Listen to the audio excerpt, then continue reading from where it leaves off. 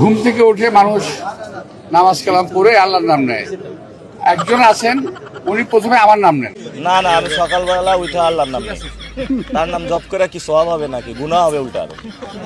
না না, আমি সকালবেলা উঠে আল্লাহর নাম নেই। উনি কি সরাসরি কোনো হুমকি আপনাকে এখন পর্যন্ত দিয়েছেন, আপনি কিংবা পেয়েছেন আপনি?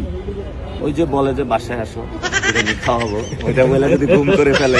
আমি বলছি ভাই নির্বাচন করতে আসছেন, আমি আপনাদেরকে চায়ের দাওয়াত দিয়েছিলাম যে বাসায় আসেন চা খাই কথাবার্তা বললি, বলে আমি এটা ওনাকে হুমকি দিয়েছি।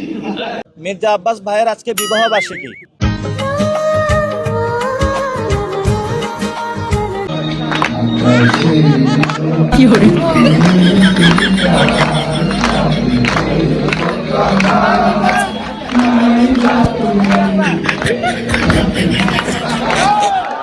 তুমি এখন বাংলাদেশের সবচেয়ে বড় আলেম আল্লামা মির্জা আব্বাস।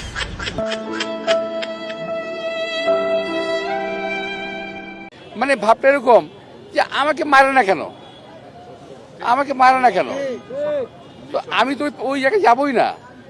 কারণ তারা যে একটা সিম্প্যাথি ভোট নিতে চাচ্ছে, ওই সুযোগ আমি দেবো কেন? আমি খুব ভালো করে বুঝে ফেলছি এটা। আমি আমার বয়স তো কম হয় নাই, ওদের মতো ওর আমার নাতির বয়স না ওরা, তো আমার তো এবার অভিজ্ঞতা হয়ে গেছে আমার। তুমি তো দুষ্ট আছে, মির্জা আব্বাসের নাম বলিও না, উনি রাগ করবে।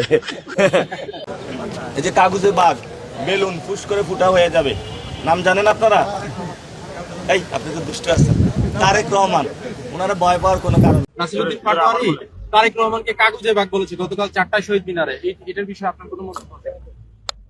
এর জবাব আমার কাছে একটা পরিষ্কার, ছাগলে কিনা খায় পাগলে কিনা বলে।